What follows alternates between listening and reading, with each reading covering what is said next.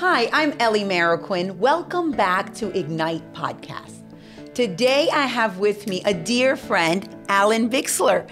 Alan serves as the Executive Director of Compact Families, but not just that, you also serve the Assemblies of God as the Foster Care Network. Is it Director, Executive? Tell us a little bit about you, the 99 children. No. You do have a lot of kids. We do have a lot of kids. Yes, you do.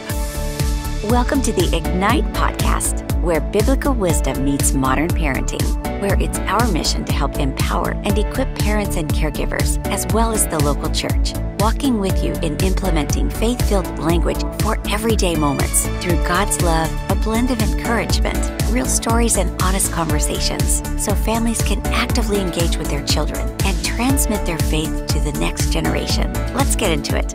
For those that are not familiar with you and your ministry, and would you just share with our audience a little bit about you and your family? Absolutely. Well, first, Compact stands for compassionate action. Sometimes people don't know what that is. That's important. Faith without works is dead, so is compassion without action. So that's right. Everything we do is through that vein. Compact is part of Hillcrest Children's Home, is where it started. 80th year. Woo-hoo! This year. 80 years of ministry. Think about that. 24/7. Oh my goodness. Caring for children for 80 years. That's phenomenal. Not a day went by. We're having a big birthday party, I hope. It's a huge birthday party this year in October, yeah. Hillcrest Children's Home was in Hot Springs, is in Hot Springs, Arkansas. It's a beautiful campus. Has been there. Highlands Maternity, various programs that deal with that. We take care of kids residentially, but then back a few years ago, they expanded to foster care, and ultimately we're wanting to expand those services, those professional services, to the nation. In every district network that we have, that the Assemblies of God churches are taking care of vulnerable children and families. I love that. Yeah. So tell me a little bit about you and your family, a little bit about your journey for those of us that aren't familiar. Absolutely. Well, I married my best friend I love it. A little over 30 years ago. She's beautiful. She is beautiful. People look at her and look at me, and the only way I can simply explain it is maybe she lost a bet, because I don't know. I seem to marry up on this You're both aspect. phenomenal. We have 2 children, both married, and we have 1 grandbaby, Judah, and he's awesome. He's 2 years old. He acts like a 2-year-old, and then, he's got my heart. And we just found out we're going to be grandparents again from our son and daughter-in-law, and so we're pretty stoked about that. I love that. And your daughter-in-law looks like she is your daughter. So when I know, see people Heather confuse that. Yeah, yes. my son and I both, we married up. My son-in-law, he married up to my daughter, right? All the men kind of banked on this one. And so we have beautiful women in our lives, and God has blessed. We've got a background of ministry. My wife's a missionary kid, and over 30 years of full-time ministry that we've served the Lord, the church, and God made a turn in our hearts back about 2 years ago. 30 years ago, when we first got married, we were youth pastors in Hot Springs, Arkansas, and half our youth group were Hillcrest Children's Home kids. Wow. So 2 years ago, in talking to the previous director, Jay Mooney of Compact, we began to talk and dialogue, what if? And through a chain of events, really a God moment, we felt it was a fit for us to step into this role as he was stepping out, and to take this as a national initiative for the Assemblies of God. And in that, it wasn't just Compact and working with leadership of the assemblies. We recognized the opportunity with the Assemblies of God Foster Care Network, which was a partnership of all the various ministries and segments from our U.S. missionaries, missionary associates, partnering organizations, to come together and address this need of truly broken families. See, foster care is because of broken families. That's right. If a child is in a fostering situation, there's a broken family attached. There's a situation that caused that child to be removed, and that's can be an array of various things, but that's what we're dealing with. I want to talk today and unpack some of the philosophical ideas surrounding foster care, because I had a mindset coming into this role that has changed greatly. And once you know, you can't unknow it. No, once you learn it, you've learned it. Yeah. You know, one of the things as you were talking, and speaking with you and Heather, that I realized that this isn't just, a job. This is a calling. Yeah. You are unpacking that pastor's heart, that nurture for both of you, and how God brought you to this point is amazing. And the partnership between Ignite Parenting and Compact is because we want to swim upstream. Absolutely. We want to make sure that there isn't that brokenness so children don't end up in foster care. Yeah. And before we got started, you were speaking about those philosophical misnomers that are out there that we want to rectify for our audience. Yeah. So we have a series of questions. We're going to dive in, and I know that philosophical heart and education is going to come through for me and for our listeners. Yeah. So for those of us who are unfamiliar, can you give us a snapshot of what foster care looks like for kids in today's world? Let me give you a national view. Okay. So on any given day, statistically, there's about 400,000 children in the foster care system. Wow. There might be about 650,000 go across, I guess, the books, right, in the system this year. But about 400,000 any given day are in the system. What's interesting about that number is half of them are from only 5% of the counties in the nation. What? So that tells you that much of the great need in this arena is in inner city, urban areas, oftentimes poverty, oftentimes the systems, people are in a system and they can't get out of it. Yep, I've seen that. And children get caught in this. One of the interesting facts, one of these you know and then you can't unknow it, is most children aren't removed from homes over abuse. They're removed over neglect. Foster care, the children, most children, this is another astounding thing that I didn't know. But once you know it, most children that are removed go back home. Isn't that the goal? The goal reunite, to redeem. Okay. And so there's an opportunity here for the church. We understand redemption at the salvation level. We understand being redeemed, being revalued. We're destined for death, and God has a whole different redemption plan for us through Jesus Christ. Our families have that opportunity to be redeemed. Foster care is a redemption opportunity. I never viewed it that way. I viewed it as a rescue mission. And this is where the philosophy flipped for me, and I believe it needs to flip for our churches. I have a saying, I say it all the time everywhere I go, there's nothing like the church when the church is being the church. That's right. When the church is being the church is presenting an opportunity for redemption on multiple levels. The family, I would love it if one day we could put ourselves out of business in foster care because we've gotten into the families and the families aren't disrupted and blown apart and we don't even have that need. So let's move upstream to prevention.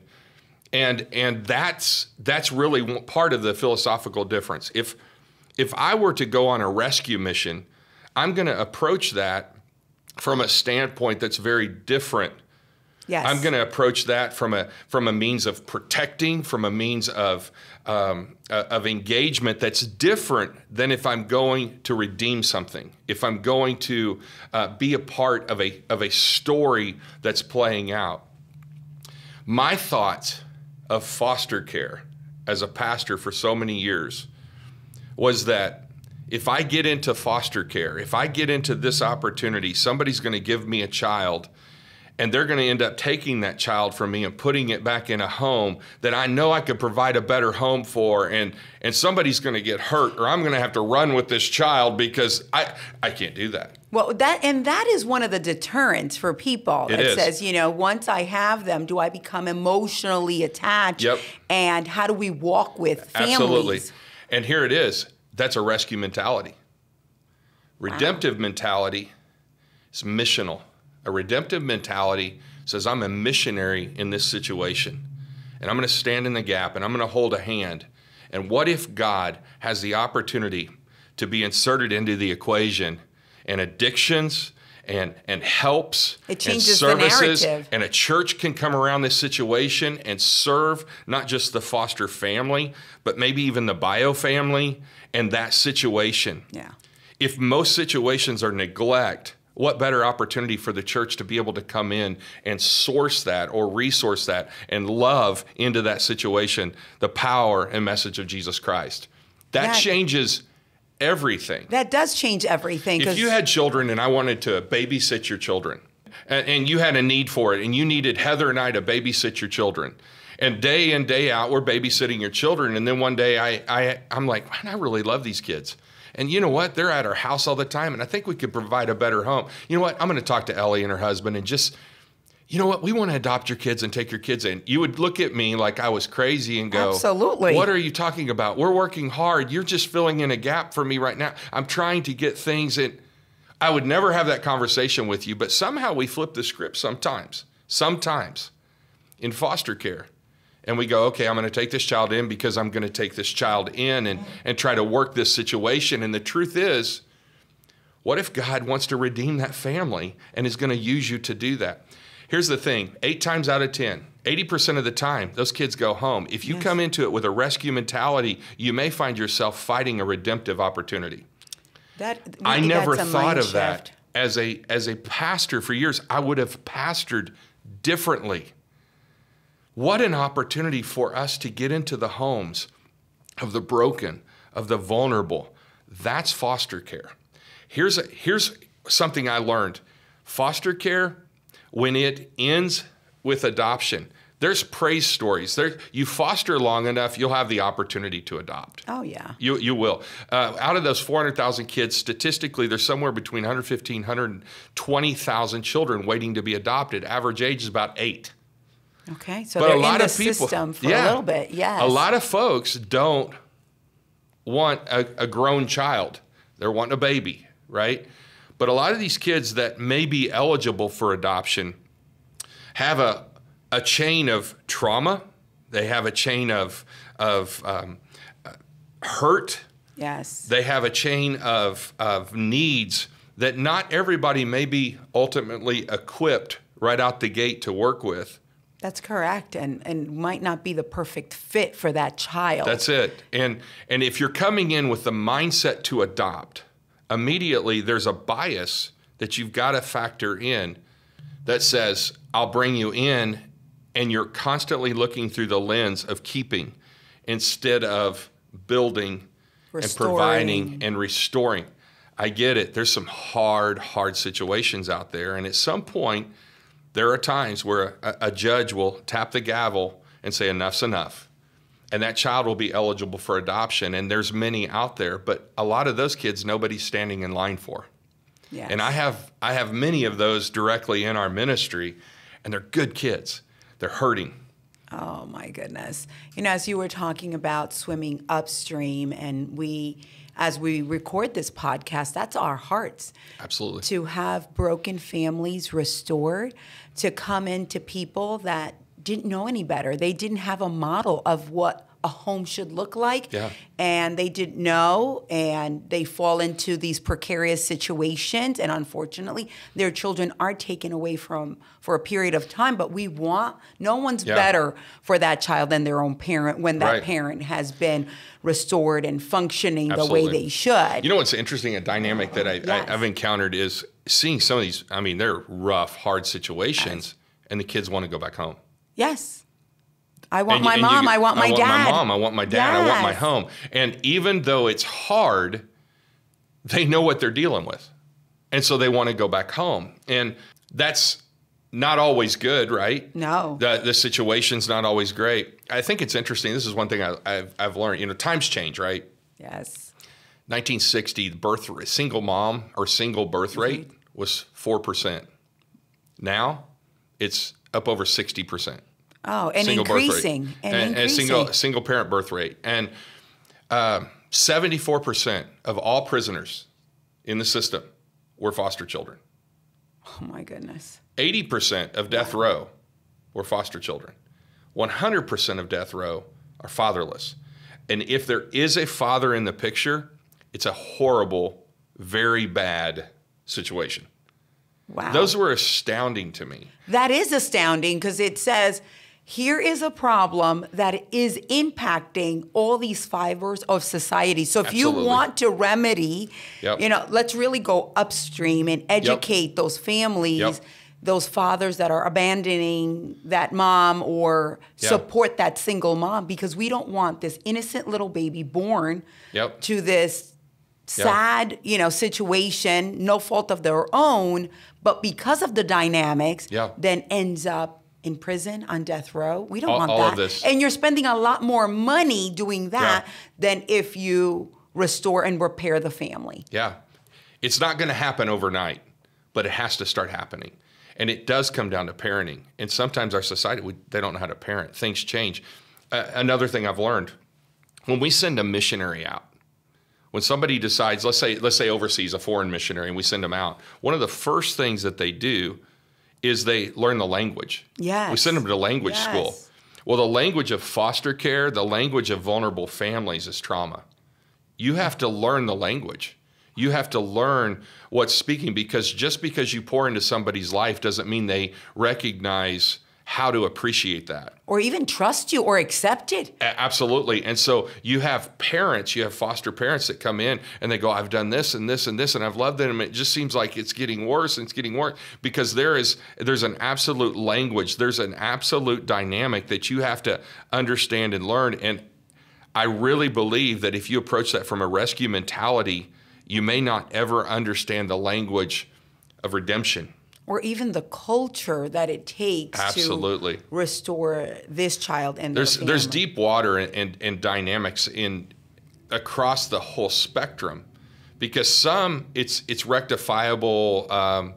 They've got insects in the house and that needs to be taken care of, but they've got to remove the children out. There's nowhere to go with them. There's nobody to connect them to, and until that's done, and then when that's done, they go back in to extreme cases. What better place to equip and go from than the church? Absolutely. What if we could turn the mindset that you're not just a foster parent, but you're a family on mission? That's right. You're a missionary in this opportunity. That's right. And you're going to come in and help a redemption opportunity to the point that you've done everything you can do. I think this is an amazing thing. It's like you said, it's a mind shift. We're shifting to a missional cause rather than putting a Band-Aid or, that immediately I'm in, I'm out. Yeah. But you have the long game and saying I'm missionally restoring one family at a time, one child at a time.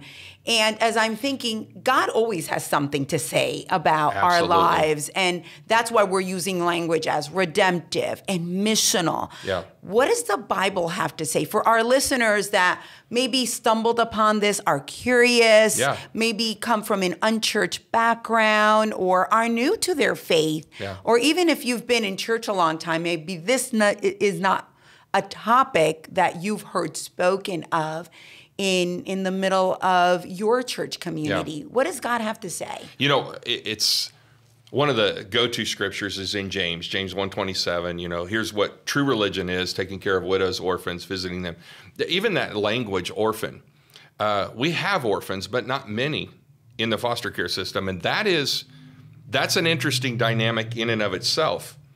Because most of these kids have a family. Yes, and they want to go home. They're more of a sojourner and trying to come through and navigate this difficulty in their life. So there's a family here. There's an opportunity here for the church to redeem a family. And yes, something has to be done here, but there's some children, there is no family. There is no connections. And they truly are an orphan. But many of these, like I said, 80% of foster care cases go home, statistically. Well, and that's what the foster care system was designed to do. And I think that's what you're creating awareness to. We are not there to take the children away from their families permanently, but provide a service of restoration, of healing to begin for a new journey and a new day. Like, let's turn a new chapter and let's start working with these families. Psalms 68:6 talks about how we take care of the vulnerable and place them in families. 1 Thessalonians 2, I believe it is, Paul talks about we not only shared the gospel, the good news, but we shared our very lives. Yes, we shared, yes. So this is the vein that I believe the church has to get into, and it's a redemptive vein. It's an idea that we're not just coming in to protect and take hold and provide something better, but we're here to provide something powerful and life-giving to a family. Oh, absolutely. And I think it is a mindset. And, along those lines, you're addressing some of the most common myths that people have when it comes to being a foster parent. What are 3 things that, for our listeners, that could potentially be myths that they've held on to that you've discovered, as you learn and as you've been shared? Yes.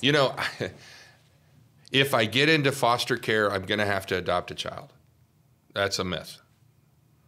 Actually, some of our greatest foster care missionaries, let's just call them what I think they are. Yes, they're people on mission. Our greatest foster care missionaries are ones that they've taken in many children. They've been part of the redemptive process. Some of them along the way have even maybe adopted a child. And those are powerful stories and moments, and each one individual and powerful in and of itself. But to get into foster care doesn't mean you have to adopt a child. One of our greatest foster care parents, which leads me maybe into a second area, is a single widowed grandma. Wow. She's up in her 70s. Can participate. And she'll take in these littles and love on them until we can find more of a permanent family. Her spouse passed away, and she's like, I don't know what I do, what I fit. And she hears of this and thought, I can do that. Can I do that? Am I allowed to do that? Absolutely. And so you can be single and do this. Some of our greatest foster missionaries have been single. And I'm telling you, there's an opportunity to love on children and be part of this redemption process. Maybe a third point would be, if I get into foster care, I'm going to get my heart hurt. Yes, that is. Can you imagine if you used that litmus test for anything in life? We wouldn't do anything. You'd never get married. You'd never get a job. You would never invest in anything. You would never have a relationship because you might get hurt. That's true. Yeah, is this an area where you may give love and you not receive? Absolutely. Is this an area that needs love and it may not be given back or recognize it needs love? Absolutely. It's not reciprocal. What if you use that litmus test on Jesus? Ooh. Right? What if... So a lot of the myths and the things that we have, this is one thing as pastoring for over 30 years. I had foster families, and I appreciated what they did. I appreciated the heart. I appreciated the mission. I didn't know what to do with them. I never thought of their needs that the church could meet, that the church could help. I also remember seeing grandma and grandpa bringing the grandkids to church. And they were my heroes. I was like, that's so powerful. You're bringing them. And because either mom and dad couldn't or wouldn't. And maybe they're spending a lot of time and money and trying to help that vulnerable family. And I look back, and sometimes I get a little emotional about it. I didn't do anything for them. I didn't see that as a foster situation. I just saw that as grandma and grandpa just doing what grandma and grandpa did. As a church, if I could go back, speak to the old you, if I could go back, I would pay for some gas. I would pay for some meals. I would encourage them, because they're doing what foster missionaries do. They're just not getting paid for it. They're not getting, those are alive and well in our churches. And sometimes pastors, we don't see it. Wow. But once you see it, you can't unsee it. That's right. Once you know it, you can't unknow it. So you touched on something. As a pastor, you had families that were foster families. What can we, as the church, and we don't have to be in leadership, right? Just because we love Jesus and we want to serve. How can I, an average mom, serve a family that has said yes to fostering? You know, I think one of the simplest things is going up and going, is there anything that you need that I could help you with? I mean, one of the big things is respite care. You know, you don't want to jump in the deep dive to fostering. Well, what if you could get certified or licensed in respite care and you could help that family out and go, hey, I could come and watch the kids for an hour or two and let you have a date. I could come and watch the kids and let you go grocery shop. I could let you, it's huge. You know, like no brainer, right? We don't think like that.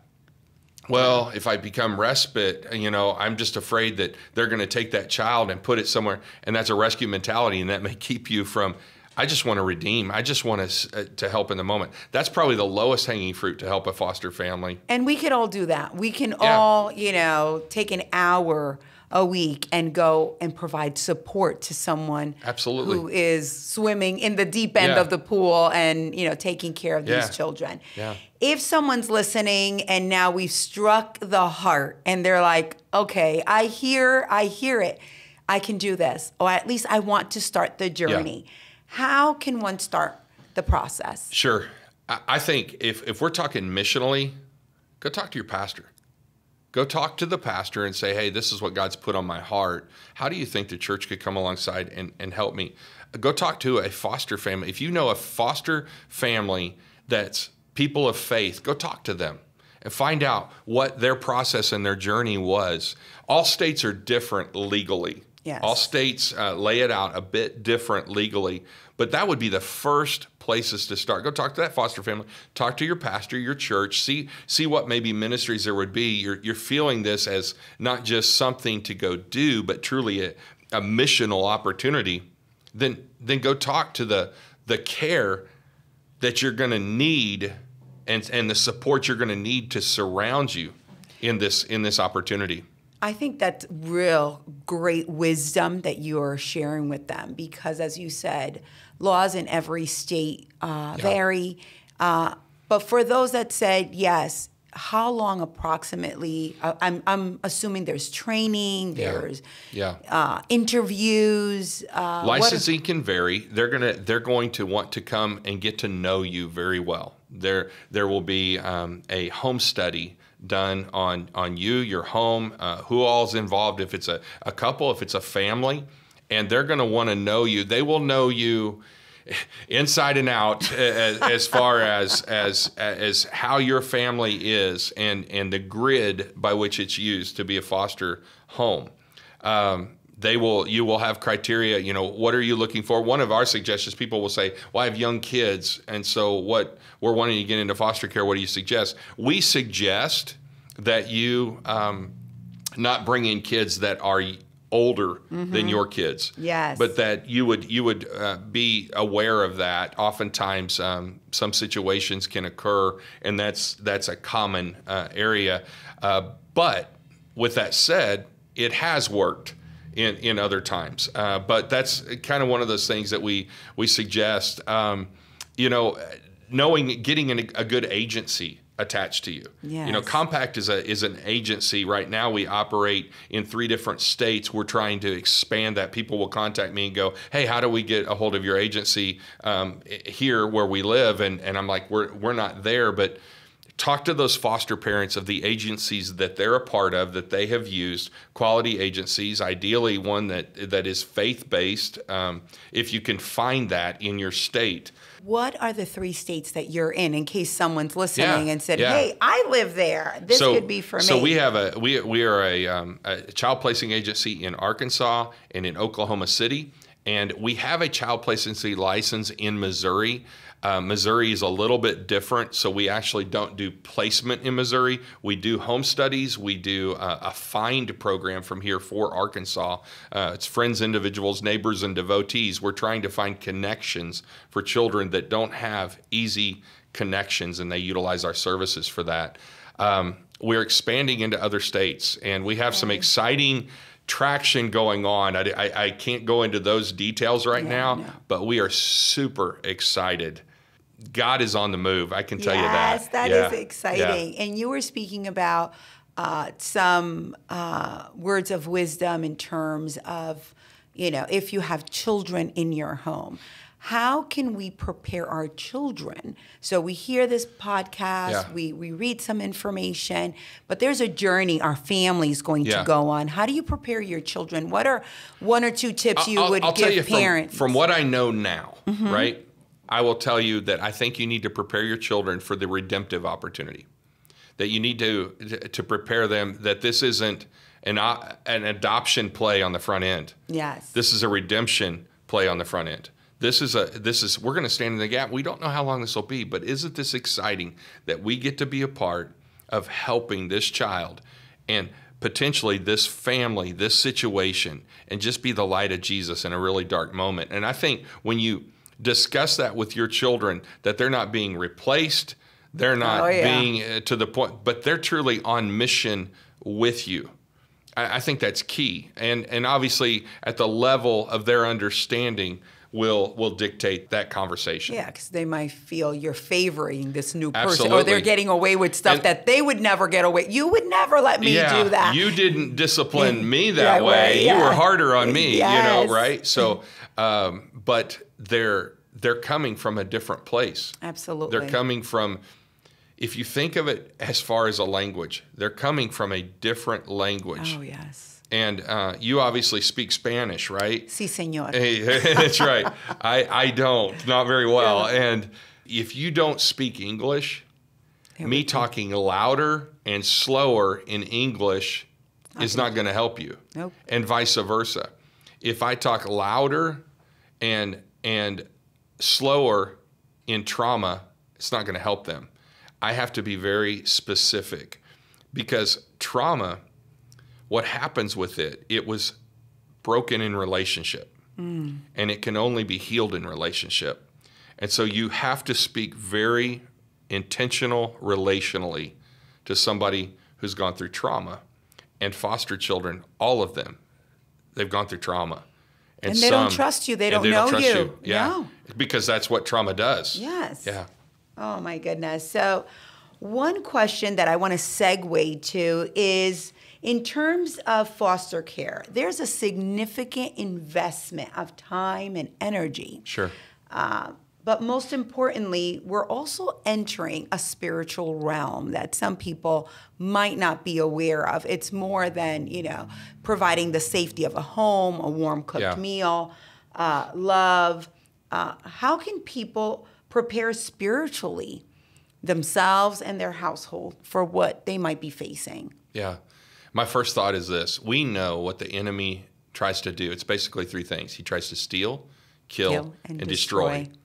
I think maybe a good approach, if you're going to be a family on mission here, a good approach to this would be identify, in this case, what's been stolen, what's been killed, what's being destroyed, and begin to pray accordingly. God, equip me in this area. How can we provide back what's been stolen from this child, from this family, from this situation? How can we determine what's been destroyed? What needs resurrection? Last I checked, Jesus is pretty good in the resurrection business, right? God has a thing. But the interesting thing about resurrection, people love resurrection, but in order for resurrection to happen, something had to have died. And our families are getting destroyed. God, where do you need to breathe in that resurrection breath of life? And God, if the enemy's stealing, killing, destroying, God, how can you use me how can you use my family in this situation? And what's interesting is this situation may be very different than that situation and that situation. And that child that came into your home and there was maybe a successful redemption thing, a restoration back to family, and the next child comes in, how you spoke to that first child may not be. And we understand that as parents, what works with this child doesn't work with that child. That's right. And everybody's different. So are these situations. And so in parenting, which is kind of what we're segueing into this, whether you're a parent or a foster parent, we want to learn that language. And it's got to connect. It's got to be relational against the backdrop of what the enemy is trying to do. And I think our prayers have to correspond with that, because it is, you bring this up, it's very spiritual. You are on the front line. This is frontline ministry. I believe the new mission field is the family. Oh, wholeheartedly. The family is the new mission field. If we lose our family, and we're losing them, we've lost it all. Absolutely. And that's what we were talking about at the beginning of our conversation, swimming upstream. Absolutely. And saying, how can we do this? And as you were speaking, you alluded to ways the church can help, families can help. But one thought that came to mind was the idea that we can have prayer partners. Yeah. People to come around and cover our family in prayer, maybe because we're starting the journey, Yeah. maybe because we're ready to accept that first child.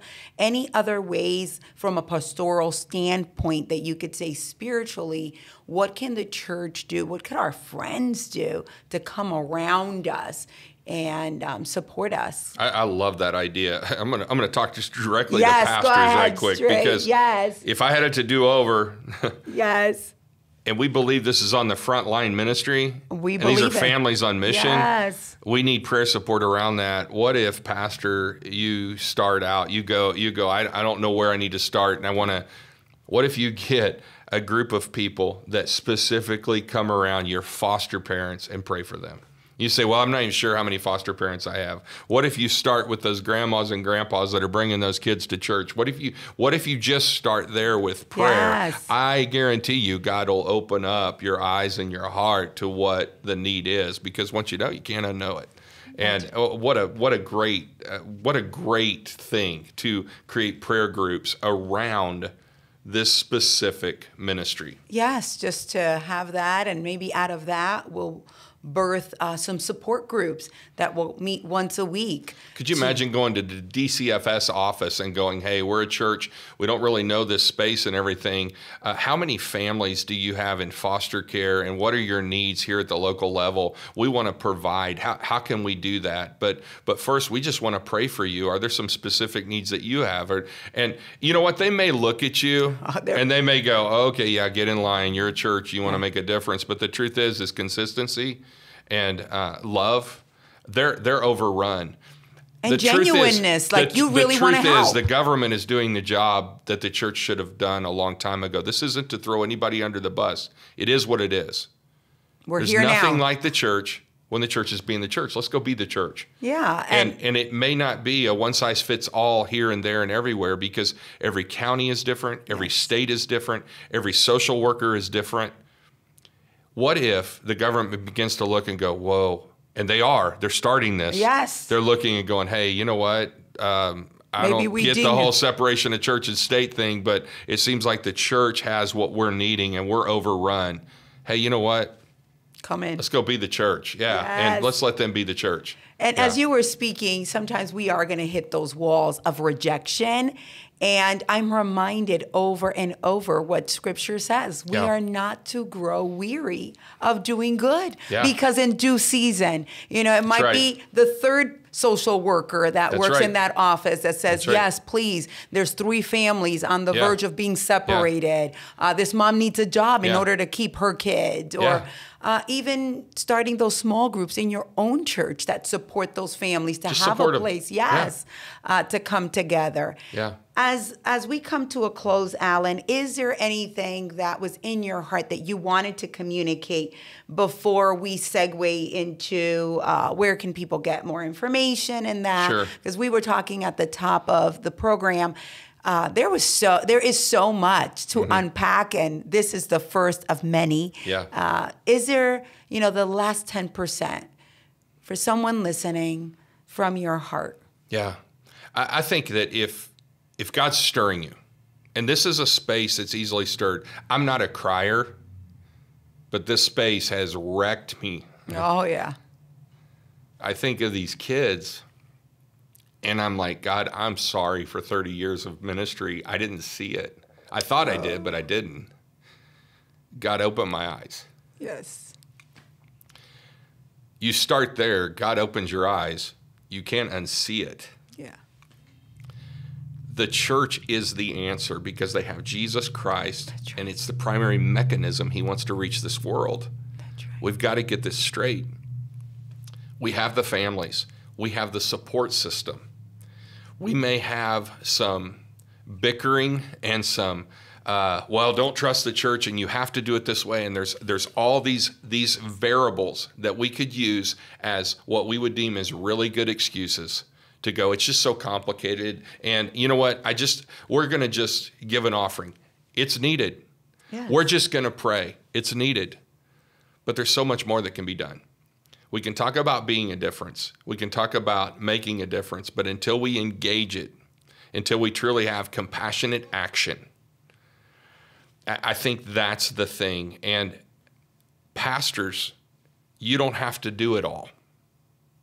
You have people, you have what we call champions in your church. Yes. That we would love to come alongside and prop them up and give them ideas and understanding and teach them and give them tools and resources that enable them to accomplish the mission that you and me and this church needs to be about. And that God wants. And that God wants. Yes. You know, we have the Assembly of God Foster Care Network. It's not a department at headquarters. Nope, it's not. It's not an organization. It's a network of people and organizations and tools and resources. October 17th and 18th That's right. in Orlando, Florida, is a AG Foster Care Network conference. You can go to agfostercare.network and register there. And you say, I just don't know if that's really for me or my pastor. Pastors, bring a team there. Yes. People that are passionate about it. Think of it as an expo of here's best practices, here's organizations, here's things that I can attach to. And here's how we can start a own foster care network in every district. We don't want to run this for you. You need to run it. You're the local church. You're right there. We can do this together. You're the front line. You're the front line, yeah. So if people have more questions, where can they find out more information? Yeah. Obviously, we'll put it in our notes. Yeah. But if you go to compact.family, we have a page for our Highlands maternity that we have. We have an interactive map there. You can go to your state. If you hit on that state, it shows you all the various things for adoption, for foster care, all the services that are going on there. And honestly, if you know of some service that we don't have on there, we'd love to put it on there. It's all our states. It's right there. If you go to the agfostercare.network page, you go to a state on an interactive map, you can see how many children are in foster care, what the need is, and what portion you can be. With 400,000 children, let me say this, 400,000 children in the foster care system, the Assemblies of God makes up 5% of the evangelical church in the nation. We should be doing our part, and that would be 20,000 children. wow. We should have 20,000 children in foster care in our churches to do our part. We're not there. If every church could do something, if every church could take a child or a sibling group, if every church, well, we know that probably won't happen, but some churches can do a whole lot more than that. In just a short time, we could take care of our need. I think we can do much more than that. But if we just did our part, 5%, it's 20,000 children. I believe that's at least our mandate. And we can all do something. We can Absolutely. all pray. Yep. And we can all get educated. Yep. Because then we can pass that knowledge along to someone who might be ready to take those next steps.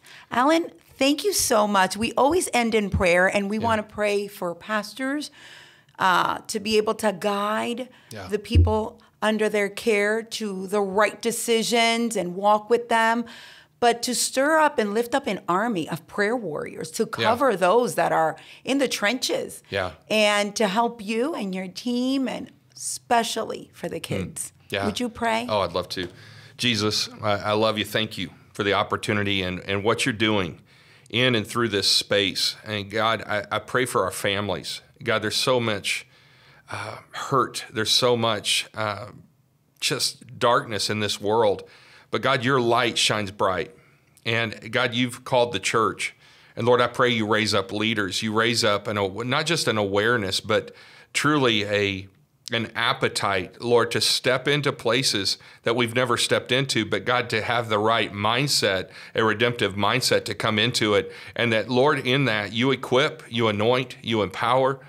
And God, I just pray that you will begin to call out various ones, Lord, that can stand in the gap. That we not just raise up foster families, but that we raise up foster missionaries, Lord. And that, God, this system that is so broken, just like this world, it's so broken.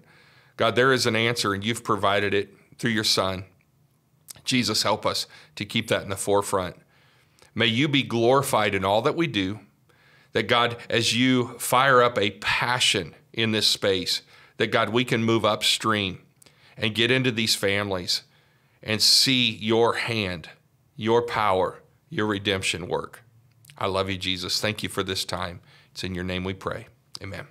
Amen. Alan, thank you so much for sharing your heart. Thank you. I hope to have you back soon. I would love that. Because there's so much going on. There's Yep. always so much that we can continue to learn. Thank you for educating me and our audience. And for those of you that have tuned in, we just want to say thank you.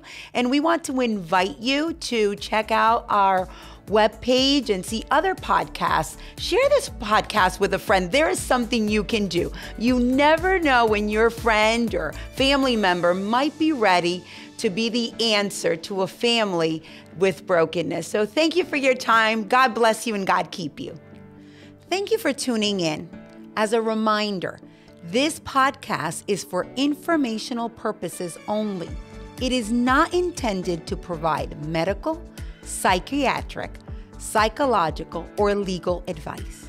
If you have a reasonable suspicion that a child is the subject of abuse or neglect, we encourage you to report it to your local police or child abuse hotline.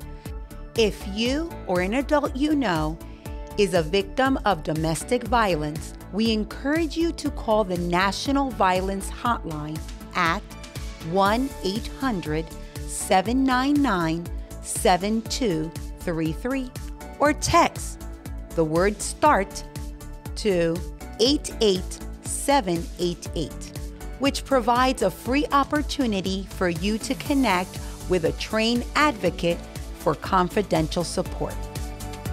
Thank you for joining us in these powerful conversations that support real talk on navigating faith-based parenting. And if you love this episode as much as we did, be sure to like and subscribe so we can invite you back. And connect with us on our socials, Ignite Parenting on Facebook and Instagram, or visit igniteparenting.com. We hope we've inspired you to learn and grow in raising lifelong followers of Jesus, building our church, our family.